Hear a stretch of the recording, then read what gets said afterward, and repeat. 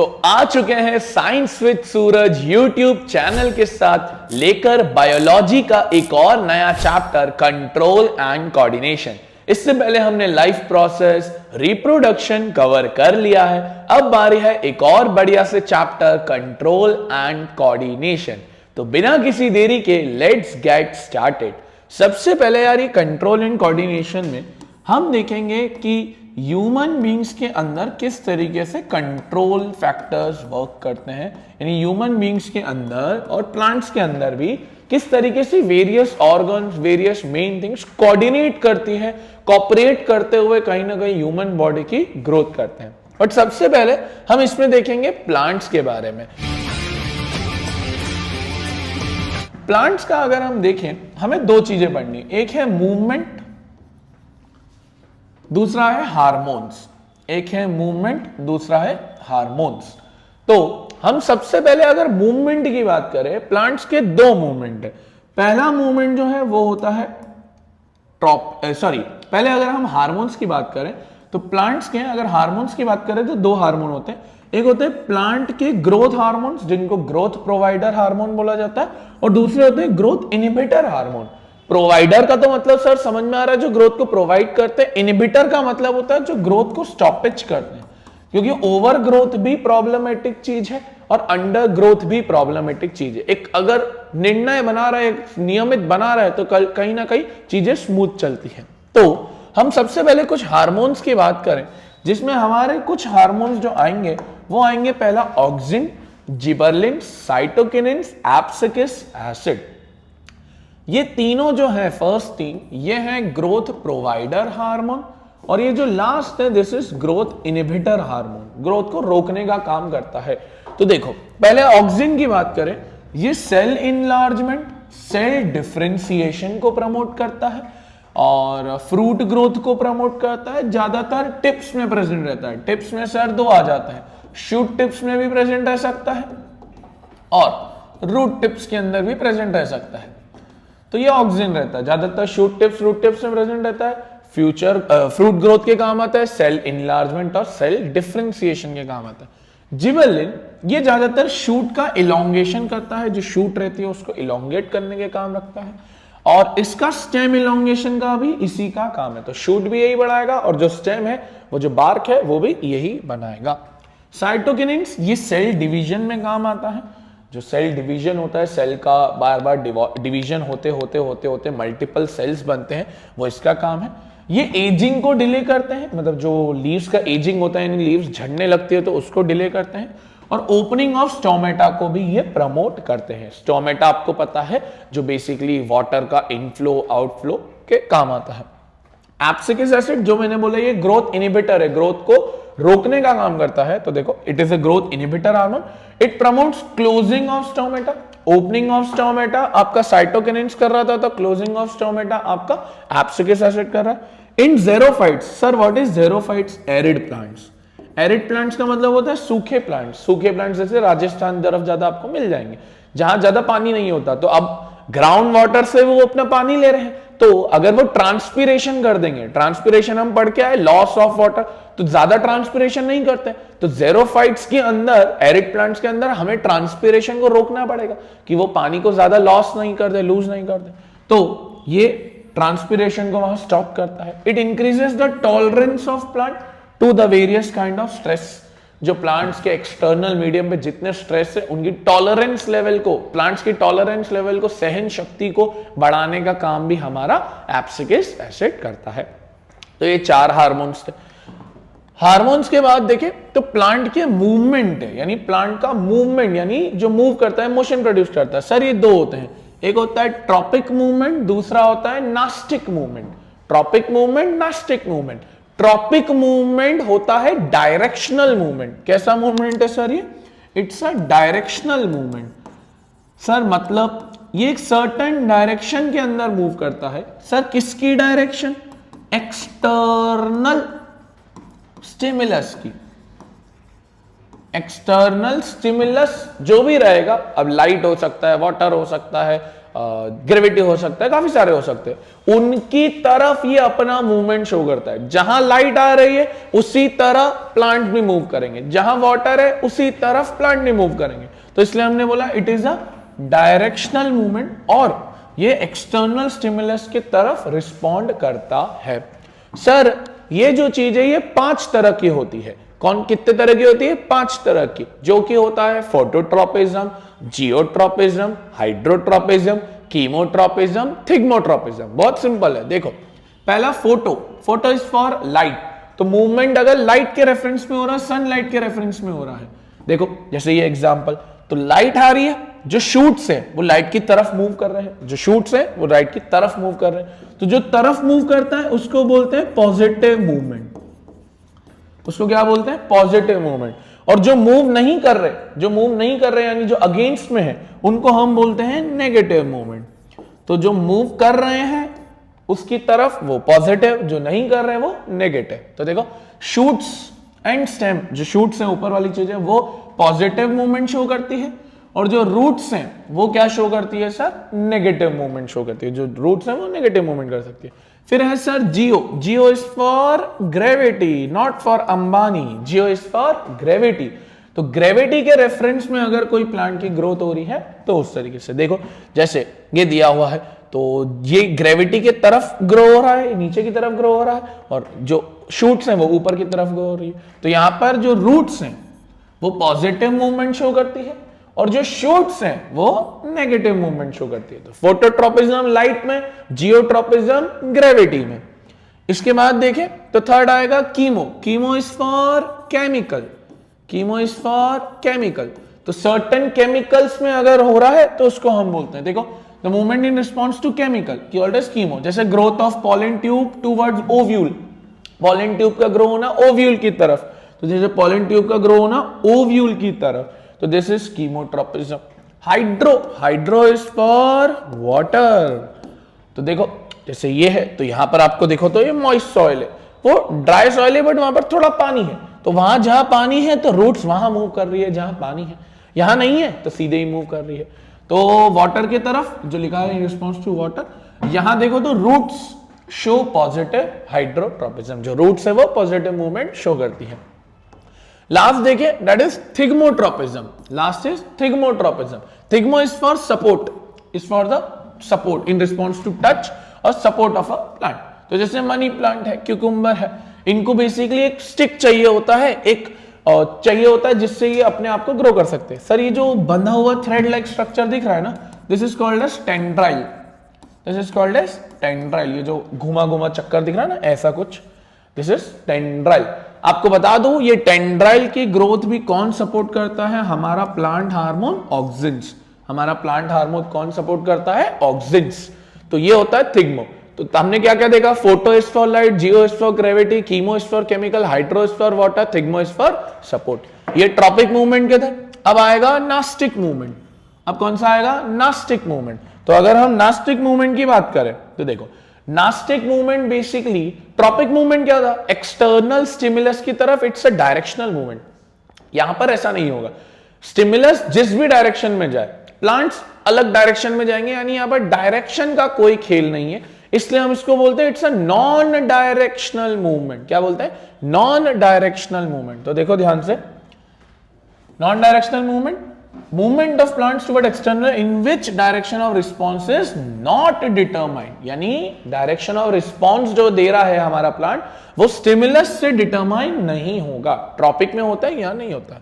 इसमें दो आते हैं, एक आता है थिग्मोटैक्टिक, जो यूजुअली आप देखोगे तो टच के रेफरेंस में होता है, जैसे टच मी नॉड, तो आपने देखा होगा, इसको छुई मुई भी बोलते हैं। टच करते हैं तो प्लांट अपनी लीफ को, मतलब जो पीटल है उसको बंद कर लेता है। This is thigmotactic. दूसरा है आपका photonasty. Again sir this is the word called as photo, यानी अगेन डे एंड नाइट, यानी लाइट के रेफरेंस में। तो यहां पर आप देखो तो डैंडेलियन प्लांट है, या आप देखो जैसे दिन के समय तो पीटल क्लोज हो गया है, और सॉरी रात के समय पीटल क्लोज हो गया है और दिन के समय ये ओपन है, तो इसको बोलते हैं हम आपका फोटोनास्टी। तो ये होता है प्लांट का मूवमेंट। अब प्लांट का हमने जब पढ़ लिया तो अब सारा खेल आ जाता है एनिमल्स के ऊपर, सारा खेल आ जाता है अब एनिमल्स के ऊपर, क्योंकि हमने प्लांट्स देख लिए, अब सिर्फ न्यूरॉन जो ह्यूमन बॉडी के अंदर रहते हैं वो सारे अब हमें पढ़ने हैं। तो देखो सबसे पहले होता है रिसेप्टर। रिसेप्टर बेसिकली क्या होता है सर, कुछ डिटेक्ट करने के काम आता है। डिटेक्ट क्या, डिटेक्ट एक्सटर्नल स्टिमुलस। जैसे फॉर एग्जांपल अगर हमें कोई गरम तपेला है तो हम गरम तपेले को अगर छुएंगे तो हमें पता चल जाएगा वो गरम है। वो डिटेक्ट कौन करता है, हमारे हाथ में कुछ रिसेप्टर होते हैं। जैसे कुछ सुनाई पड़ रहा है तो हमारे कान की वजह से हो पा रहा है, कुछ देख पा रहे हैं तो हमारी आंखों की वजह से हो पा रहा है। तो ये बेसिकली रिसेप्टर्स होते हैं जो हम देख सकते हैं किसी चीज को। तो देखो पहला होता है फोनो रिसेप्टर जो बेसिकली ईयर्स का रहता है। फोटो इज फॉर लाइट यानी आइस। ऑल्फैक्टरी केमिस्ट्री में पढ़ा था, स्मेल के लिए होता है nose. Thermo is for skin, heat के लिए रहता है। Gustatory is for taste, that is for tongue. तो ये रहते हैं कुछ रिसेप्टर्स। अब आगे देखेंगे तो human nervous system. Human nervous system की सबसे इंपॉर्टेंट चीज होती है न्यूरॉन। क्या होता है, सबसे इंपॉर्टेंट चीज होती है न्यूरॉन। देखो ध्यान से, न्यूरॉन कुछ ऐसा रहता है, न्यूरॉन कुछ ऐसा रहता है। ये रहता है, आपने 9th में पढ़ा था, इसको बोलते हैं हम न्यूक्लियस, इसको बोलते हैं हम डेंड्राइट, इसको हम बोलते हैं एक्सॉन, इसको हम बोलते हैं नर्व एंडिंग। ठीक है, तो ये हमने सब देख लिया। अब समझना ध्यान से कैसे चलता है सर, नर्व इंपल्सेस कैसे ट्रैवल करती है, ये एग्जाम में आता है। How do nerve impulses travel. पहले है हमारा बेचारा सा ब्रेन, हमारा सा दिमाग। ये दिमाग इस न्यूरॉन को देता है इलेक्ट्रिकल सिग्नल। कौन सा सिग्नल देता है सर, इलेक्ट्रिकल सिग्नल। सर इस इलेक्ट्रिकल सिग्नल को कैच कौन करता है, डेंड्राइट। इलेक्ट्रिकल सिग्नल को कैच कौन करता है, डेंड्राइट। ये इलेक्ट्रिकल सिग्नल आगे ट्रैवल करता है। सर ये जो एक्सॉन है, ये एक्सॉन इस इलेक्ट्रिकल सिग्नल को कन्वर्ट कर देता है किसके अंदर, केमिकल सिग्नल के अंदर। ये जो एक्सॉन है ये इलेक्ट्रिकल सिग्नल को किसके अंदर कन्वर्ट कर देता है, केमिकल सिग्नल के अंदर।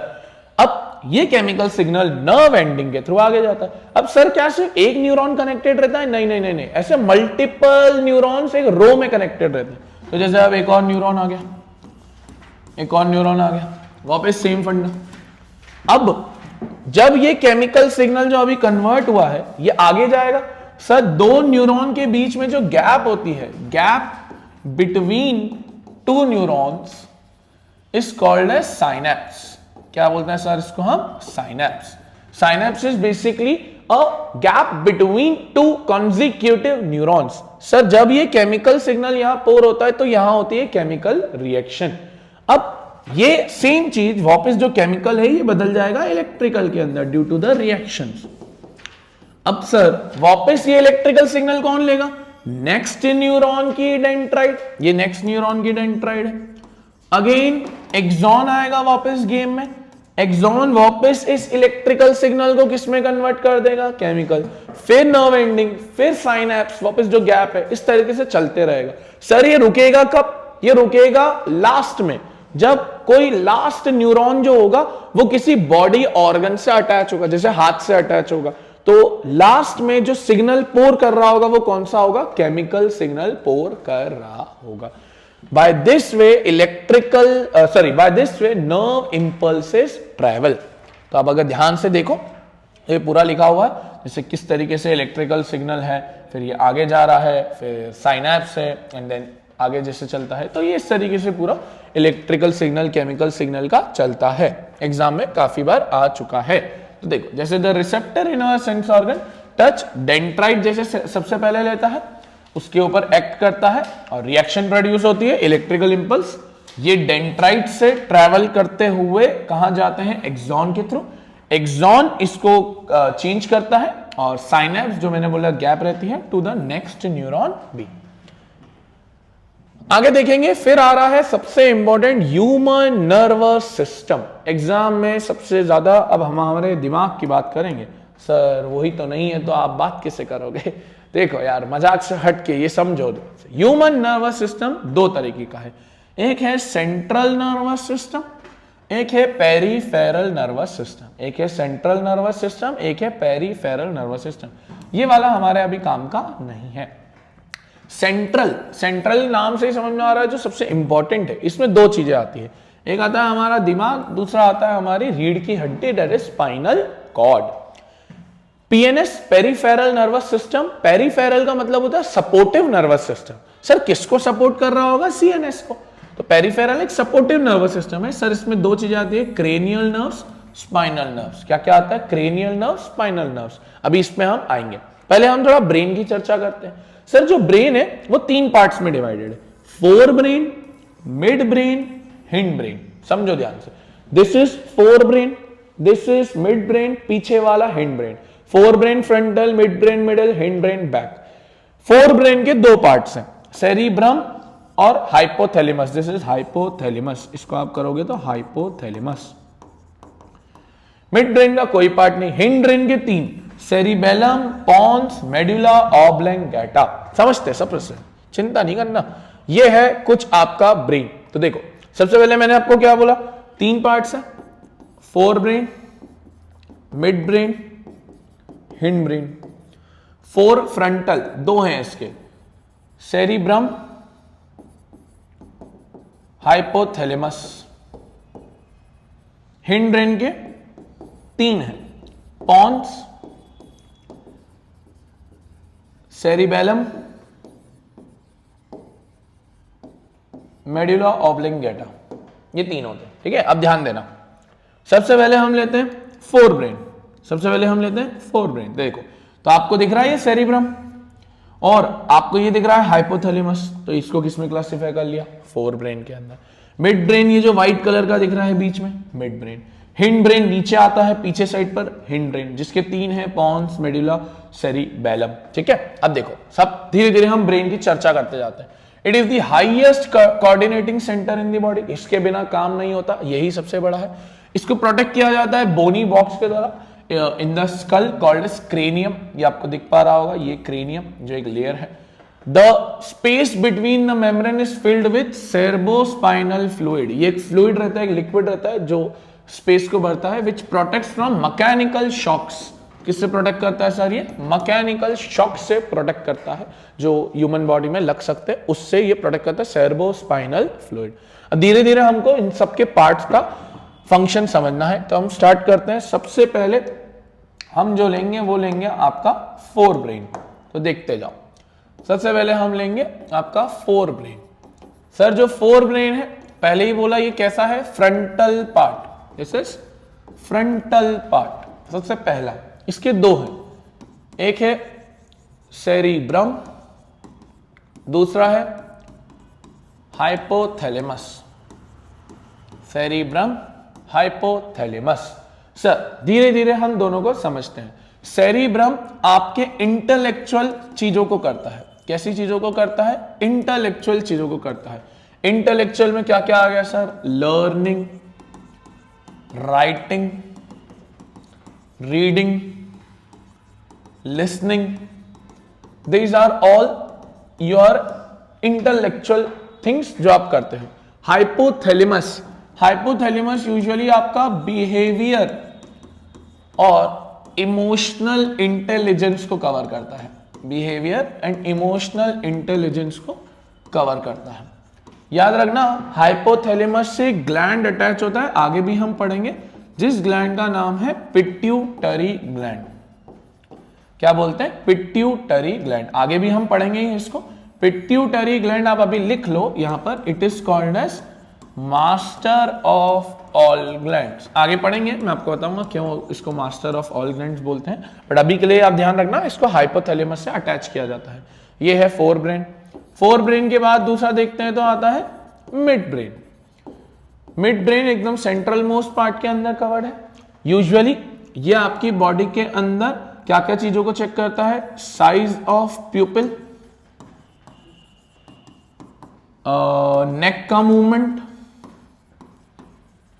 Movement of iris etcetera. ये यूजुअली आपका मिड ब्रेन करता है। तीसरा आएगा तो हिंड ब्रेन। हिंड ब्रेन की बहुत सारी चीजें हैं। हिंड्रेन जो मैंने बुलाया बैक में रहता है, पीछे रहता है। इसके 3 रहते हैं। पहला रहता है पॉन्स, यह आपकी ह्यूमन बॉडी के अंदर रेस्पिरेशन को कंट्रोल करता है। फिर दूसरा देखेंगे सेरिबेलम। सेरिबेलम यूजुअली आपका बॉडी बैलेंस एंड पोस्चर को कंट्रोल करता है। इसके अंदर आ जाता है आपका riding of bicycle, muscular movement, जो भी आप यूजुअली बॉडी मूवमेंट से रिलेटेड करते हो तो वो हो जाता है। थर्ड इसके अंदर देखेंगे तो आ जाएगा मेड्यूला। मेड्यूला इंपॉर्टेंट है। Medulla oblongata, it connects brain with spinal cord. ये ब्रेन को स्पाइनल कॉर्ड के साथ कनेक्ट करता है। सर इसका काम एक और है, it controls all the involuntary actions. Involuntary actions में आ गया ब्रीदिंग, कफिंग, वॉमिटिंग, ये सारे मेडुला कंट्रोल करता है। तो ये है ह्यूमन ब्रेन। अब इसके आगे बढ़ेंगे तो फिर आता है आपका पेरिफेरल नर्वस सिस्टम, जो हमने देखा, जो मैंने बताया था, it's a supportive nervous system. इसके अंदर 2 चीजें आती हैं, एक आती है स्पाइनल नर्व्स, एक आती है क्रेनियल नर्व्स। एक आती है स्पाइनल नर्व्स, एक आती है क्रेनियल नर्व्स। स्पाइनल नर्व्स नाम से ही समझ में आ रहा है। अच्छा पहले बता दूं, ये 31 पेयर्स रहते हैं, ये 12 पेयर्स रहते हैं। स्पाइनल नर्व्स बेसिकली ये वो नर्व्स है जो स्पाइनल कॉर्ड में अराइज होती है। दे arise from spinal nerves and spread through out body, पूरे बॉडी में स्प्रेड हो जाती है and spread through out body. ये देखे तो ये 12 पेयर्स रहती है। ये कैसा है यार, ये अराइज फ्रॉम ब्रेन, ब्रेन से अराइज होती है and spread through out the brain, spread through out the brain. ये यूजुअली सपोर्टिव नर्वस सिस्टम है, तो पेरिफेरल में ज्यादा कुछ आता नहीं है। ठीक है, दिस इज द थिंग। तो अब देखते हैं रिफ्लेक्स सेक्शन। यार रिफ्लेक्स सेक्शन क्या होता है? ये एक सडन एक्शन होता है हमारी ह्यूमन बॉडी का। जैसे आप एक गर्म प्लेट को छू रहे हो तो आपका हाथ जल्दी से हट जाता है, बिना कुछ सोचे समझे। यहां पर थिंकिंग पार्ट अवेलेबल नहीं रहता है, इसलिए यहां पर ब्रेन का कोई रोल नहीं होता। यहां डायरेक्टली स्पाइनल कॉर्ड का रोल रहता है, जो आपके हाथ को सडन पुश बैक कर लेती है। सर ये कब होता है? जब आपकी बॉडी को फील होता है कि सामने कुछ डेंजर है। तो देखो रिफ्लेक्स एक्शन क्या है? It is the movement of a nervous system towards the external. It is involuntary nature, आपके कंट्रोल में नहीं होता। Touching a hot plate, yawning, sneezing. तो देखो ध्यान से, यहां पर याद रखना ब्रेन का कोई कंट्रोल नहीं है। तो जैसे आपने एक गर्म प्लेट को टच किया, सबसे पहले आपके रिसेप्टर, सर थर्मो रिसेप्टर, जो हीट को डिटेक्ट करेंगे, इस थर्मो रिसेप्टर जो हीट को डिटेक्ट कर रहा है वो ले जाएगा सेंसरी न्यूरॉन, जो उसको ले जाएगा स्पाइनल कॉर्ड के पास। स्पाइनल कॉर्ड को जैसे ही ले गया, यहां पर एक और न्यूरॉन है जो रिले न्यूरॉन है, ये एक्ट कर रहा है as a mediator. Relay neuron से हमें एक सिग्नल आएगा। वो सिग्नल क्या आएगा? भाई हाथ हटा लो, हाथ नहीं हटाया तो प्रॉब्लम हो जाएगी। तो उस सिग्नल को लेके आने का काम क्या है? Motor neuron. लेके कौन गया था? सेंसरी। वापस कौन लेके आ रहा है? मोटर। फिर ये हाथ हमारा बन जाएगा इफेक्टर। मसल जो है हमारे बन जाएंगे इफेक्टर, यानी इसके ऊपर इफेक्ट आएगा और मसल पे सिग्नल आएगा, भाई हाथ हटा लो। तो इस तरीके से ये रिफ्लेक्स एक्शन वर्क करता है। तो देखो pathway of heat is sensed by thermoreceptor. ये सिग्नल स्पाइनल कॉर्ड को दिया जाता है via the sensory neuron and further to motor neuron. passes the impulse to muscle in our arm, then the muscle becoming an effector will pull the hand. ये होता है reflex action. फिर आगे देखें चैप्टर का last concept, that is hormones. Hormones हम अभी plants के पढ़ के आए। ये होते हैं certain chemical substance, they are certain chemical substance. Sir ये जो होते हैं ये निकालता कौन है? ये निकालते हैं ग्लैंड्स। ये कौन निकालता है? ग्लैंड्स। 2 तरह के ग्लैंड्स होते हैं, एक होता है एंडोक्राइन ग्लैंड, एक होता है एक्सोक्राइन ग्लैंड। एक होता है एंडोक्राइन ग्लैंड, एक होता है एक्सोक्राइन ग्लैंड। एंडोक्राइन ग्लैंड क्या होते हैं? ये अपना सिक्रीशन, जो भी हार्मोन का रहता है, ये अपना सिक्रीशन डायरेक्टली डालते हैं ब्लड के अंदर। कहां डालते हैं? डायरेक्टली डालते हैं ब्लड के अंदर विदाउट एनी डक्ट। डक्ट यानी pipe, without any duct. Sir exocrine वो होते हैं जो अपना सिक्रीशन और their secretion with the help of duct. इनको एक पाइप लगता है, उस बिना पाइप के ये अपना सिक्रीशन नहीं डाल सकते, क्योंकि इनका कोई डक्ट नहीं है, मतलब कोई पाइप नहीं है, इसलिए इनको बोला जाता है डक्टलेस ग्लैंड। क्या बोला जाता है? Ductless gland. और ये डक्ट ग्लैंड्स हैं, यानी इनके अंदर डक्ट रहता है, पाइप के थ्रू रहता है। अब सर पेनक्रियास जो आपने पढ़ा था लाइफ प्रोसेस में, जहां आप पेनक्रियास के 3 जूसेस देखते थे, ट्रिप्सिन, अमाइलेज और ये जो तीनों आप देखते थे, वहां पर हमने देखा था कि पेनक्रियास अपने पेनक्रियाटिक जूसेस निकालता है, वो एक डक्ट के थ्रू निकालता है, तो इसलिए हम उसको बोल देते थे एक्सोक्राइन। बट अभी आप जब देखोगे तो पेनक्रियास भी एक हार्मोन निकालता है जो विदाउट डक्ट निकालता है, यानी वो एंडोक्राइन भी है। तो पेनक्रियास इज द ग्लैंड जो एक endocrine as well as exocrine रहता है। अब हमें पढ़ने हैं बहुत सारे ग्लैंड्स, तो देखो सबसे पहले कुछ फिगर है, कुछ शेप्स है, तो हम देखते चलेंगे। सबसे पहला जो हम देखेंगे वो देखेंगे सबसे ऊपर पिट्यूटरी, हाइपोथैलेमस, फिर हम नीचे आते जाएंगे तो आपका आएगा थायराइड, थायराइड के बाद आएगा पैराथायराइड, फिर आएंगे हम पेनक्रियास पे, थाइमस आएगा यहाँ पर, फिर ओवरी फीमेल के अंदर, एडर्नल ग्लैंड आएगा दोनों के अंदर, फिर टेस्टिकल जो हम मेल के अंदर देखेंगे। तो हम इसको एक एक करके देखना स्टार्ट करते हैं कि क्या क्या रहता है। तो सबसे पहले हम बात करते हैं सारे जो ग्लैंड्स रहते हैं उनकी। सबसे पहले हम देखेंगे पिट्यूटरी। अभी हमने देखा था पिट्यूटरी ग्लैंड। पिट्यूटरी बेसिकली आप देखो तो पिट्यूटरी ग्रोथ वाला जो ग्लैंड है वो है, ये ग्रोथ हार्मोन रिलीज करता है, this it releases growth hormones. ये यूजुअली हमारी बॉडी के अंदर हाइट, बॉडी शेप, इनको ग्रो करने के काम आता है। Secondly it also controls other glands। ये दूसरे ग्लैंड्स को भी कंट्रोल करता है कि कहीं वो ज्यादा सिक्रीशन ना डाल दे, ज्यादा हार्मोन ना रिलीज कर ले। इसलिए मैंने बोला था it is called as master of all glands. इसलिए इसको क्या बोलते हैं sir? Master of all glands. याद रखना, अगर अंडर सिक्रीशन होता है यानी कम सिक्रीशन होता है ग्रोथ हार्मोन का, और अगर ओवर सिक्रीशन होता है, बहुत ज्यादा सिक्रीशन हो गया, अंडर सिक्रीशन की सिचुएशन को हम बोलते हैं ड्वार्फिज्म, ओवर सिक्रीशन की सिचुएशन को हम बोलते हैं गिगैंटिज्म। ड्वार्फिज्म मतलब एक इंसान बौना पैदा हो गया, मतलब बौना रह गया, छोटा रह गया। गिगैंटिज्म मतलब बहुत ऊंचा रह गया, जैसे ग्रेट खली, तो वो वाली चीज रहती है। पिट्यूटरी के बाद जब हम दूसरे पे आएंगे तो हम आएंगे थायराइड के ऊपर। किसके ऊपर आएंगे? थायराइड। थायराइड यूजुअली नेक के यहां पर प्रेजेंट रहता है, जैसा अभी हमने देखा था। थायराइड का हार्मोन रहता है थायरॉक्सिन। थायराइड एक ग्लैंड है, थायरॉक्सिन उसका एक हार्मोन है। ये यूजुअली बॉडी के अंदर कार्बोहाइड्रेट्स, प्रोटीन लेवल को कंट्रोल करने का काम करता है। Thyroid basically carbohydrate, protein level को कंट्रोल करने का काम करता है। ठीक है, ये आपको पता होना चाहिए। फिर थर्ड अगर हम आए थायराइड के बाद तो हम आएंगे पैराथायराइड के ऊपर। ये नीचे रहता है उसके पैराथायराइड। पैराथायराइड देखें तो ये उसकी थायराइड के जस्ट बिलो रहता है, तो थायराइड के जस्ट बिलो रहता है। इसका काम अगर हम देखें, इसका काम बड़ा सिंपल है, to control calcium and potassium level. Calcium और पोटेशियम लेवल को कंट्रोल करने का काम पैराथायराइड करता है। ठीक है, फोर्थ देखें, फोर्थ पर हम आएंगे पेनक्रियास।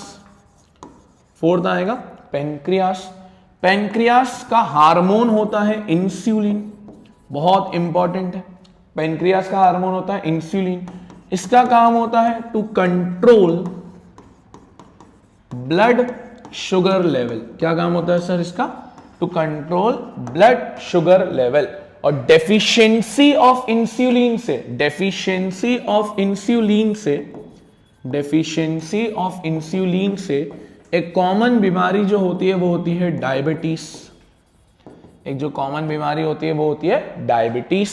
और डायबिटिक पेशेंट को आप इंसुलिन की इंजेक्शन देते हो। सर मैं एक चीज बताना भूल गया, थायराइड में भी एक बीमारी होती है, अगर डेफिशिएंसी ऑफ थायराइड हुई या डेफिशिएंसी ऑफ आयोडीन हुआ, iodine is the main element, अगर डेफिशिएंसी ऑफ आयोडीन होता है तो उससे भी एक बीमारी होती है जिसको हम बोलते हैं गॉइटर।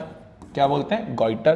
गॉइटर का बेसिकली सिम्टम होता है स्वेलन नेक, गला आपका फूल जाता है, तो वो रहता है आपका गॉइटर। पैराथायराइड के बाद देखें, सॉरी पेनक्रियास के बाद देखें, पेनक्रियास के बाद आएगा थाइमस।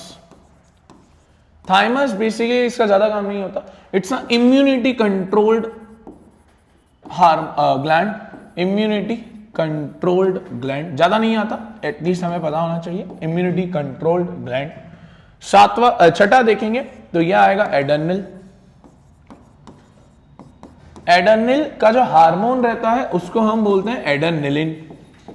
क्या बोलते हैं? एडर्निलिन। एडर्निलिन को बोला जाता है emergency hormone, gland of emergency adrenal को बोलते हैं, और इमरजेंसी हार्मोन एडर्निलिन को बोलते हैं। सर क्यों? मान लो आपके पीछे कुत्ता पड़ा है, तो वो जो कुत्ता पड़ा है अब आपकी बॉडी पैनिक करेगी, आपकी बॉडी के अंदर पैनिक क्रिएट होगा और आप भागोगे, तो वो जब इमरजेंसी हार्मोन की कुछ इमरजेंसी है तो एड्रेनलिन रिलीज होता है।